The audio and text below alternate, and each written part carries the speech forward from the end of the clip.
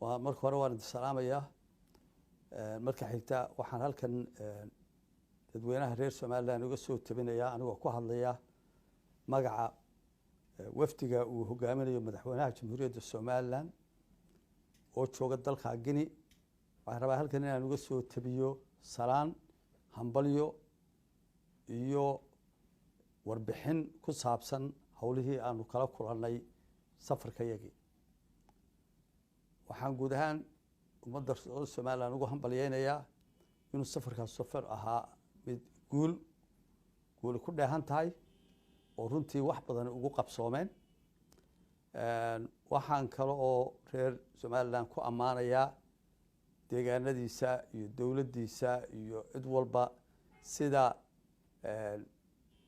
niyad wanaagga ah iyo sida fiican loo soo wada dhaweeyay waxaan aad u ammaanayaa deegaanka maxaa gobolka Awdal oo ugu horeeyay oo odayaashiisii iyo waxgaradkiisii ay si midaysan hawsha dawladda ugu hambalyeeyeen iyo madaxweynaha iyo wafdigiisa haddii aan warbixin yar ka bixiyo sidii wax noogu qabsoomeen safarkayaga waxaanu ku sii maray dalka Ivory Coast la yidhaaho magaalada Abidjan la yidhaaho dabeedna waxaanu u gudubnay markaanu Addis-Ababa ka tagnay waxaanu Abidjan dabeedna waxaanu u sii gudubnay magaalada dalka la yidhaaho Guinea caasimadiisa oo Conakry la yidhaaho waxay la tahay dhammaantiin halkaa telefishinka waad ka daawateen telefishinada sida qiimaha leh maqaamka sare ah ee loo soo dhaweeyay wafdiga madaxweynaha loo soo dhaweeyay iyo wafdigiisaba intii ka dambeysay waxaanu ku jiray casuumado iyo soo dhaweyn iyo wada hadal iyo wada sheekaysi iyo inaanu wax badan oo cilaaqaad ku soo wanaagsanaanayaan ama la isugu soo dhaweynayo aanu ku kulanno waxaan rabaa ummadda inaan u sheego in halkaa cilaaqaad weyn nooga soo kordheen madaxweynaha iyo labada madaxweynena ay is arkeen wax badan oo labada danaha ah iyo danta guud ee ku jirta Afrika oo dhan iyo mandaqada oo dhan ku jirto in laga wada hadlay oo la isla gartay oo la isla meel dhigay waxaanu aaminsanahay in cilaaqaadkaasi wax badan u soo kordhinayo dhinac walba inaanu ahayn mid laga naxo iyo mid la dhibsado iyo mid cidina ma taqaana mid aan dan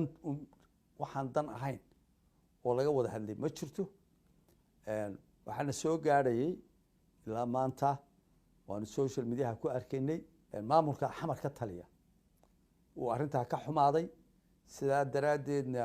uu gooyay cilaaqaadkii uu lahaa dalka Guinea maamulka xamar ka dhisani isagaa Guinea u baahan maanta Guinea uma baahna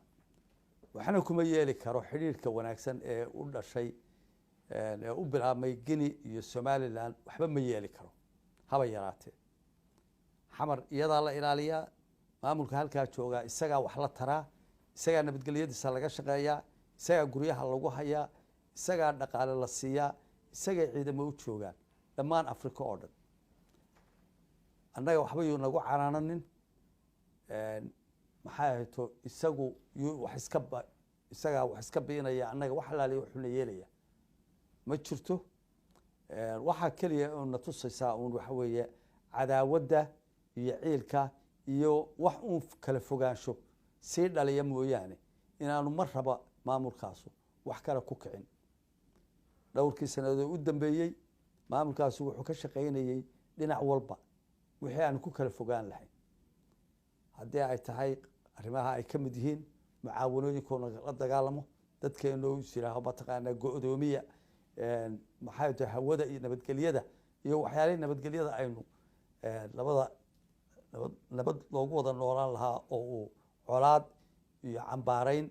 iyo bahalkii mooyaane weli wax wanaaga oo ama la isugu soo dhawaado maamulka lagama arag Somaliland marka kama caban Somaliland intaa waxay raadinaysaa nabadgelyo iyo daris wanaag iyo wada noolaansho lagu wada noolaado si nabadi ku jirto iyo dhibaato la'aan Somaliland waxba yeeli karo maamulkaasu somaliland joojin mayso haddii ay saa ku wadana dalal badan bay cilaaqaad ka goosanaysaa waayo somaliland horena caalamka xidhiidhay ula lahayd iminkana waa malaa iminkun bay ku hambabereen maantay ku hambabereen somaliland mar walba cilaaqaadka way waday wadamo badan oo africa iyo asia iyo yuruba ah ayay la leedahay somaliland cilaaqaad oo mar walba ay maxay too ay isdhaafsanayeen booqashooyin iyo wada hadallo iyo arrimaha isugu soo dhowaanayaan waxaad ogtihiin in somaliland lagu soo dhoweeyey brotocoolka buuxa ay wadamo badan loogu soo dhoweeyey waxaan la yaab lihi waxa weeye somaliland uguma horeyn maanta inay caalamka madaxdeeda madaxweynayaasheeda inay tagaan dalal kale oo cilaaqaad iyo soo dhoweyn iyo wada hadal iyo xidhiidh iyo wanaagsan ay wada yeeshaan haddaan tusaale usoo qaato inta dal soomaaliya waxaad moodaa maanta inay ku hambabartay intii hore aanay waxba dee aanay iminka una hambabartay dalalka madaxweynayaasha somaliland tageen ee lagu soo dhoweeyey haddaan tusaale idinka soo qaato waxaa ka mid a dalka ethiopia jabuuti africa keliya ethiopia jabuuti senegal south africa kenya uganda tanzania malawi intaaba madaxweynayaasha somaliland way wada tageen caalamka kale xagga asia iyo caalamka kaleba yurub waxay tageen UK France waxay kaloo tageen Turkey waxay tageen Saudi Arabia waxay tageen Imaaraadka waxay tageen Kuwait meel walba madaxweynayaasha Soomaaliland ma intii ay u baahaneen wali dal isoo taagay ama yiri noo imaan maysaan ama aan maqaamka ilahaayeen ku soo dhaweyn lama arag laakiin nasiib darro waxaad moodaa qoladan may ogeyn maanta bay ku naxeen haddii ay cilaaqaadka u gooyaan dalalka somaliland way tegaysaa dalal badan bay tegaysaa dalal badan bay somaliland tegaysaa la xidhiidhaysaa cilaaqaad la yeelanaysaa ha ka tashato inay ka goosanayso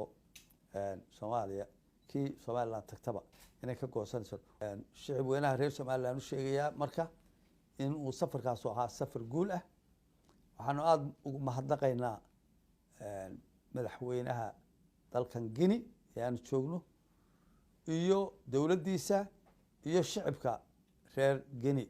Conakry oo runtii si aad u qiimo leh noo soo dhaweeyey noona muujay walaalnimo iyo soo dhawaansho iyo wax wada lahaansho iyo xidhiidh wanaagsan mar labaadna waxaan salaamayaa bulshada reer Somaliland waxaan hambalyeynayaa sida xamaasadda leh ay u dhaqantay isku soo dhawaanshaha iyo sida mataqaanaa xamaasadda leh ee ay u muujisay u dhiirigelisay dowladdeeda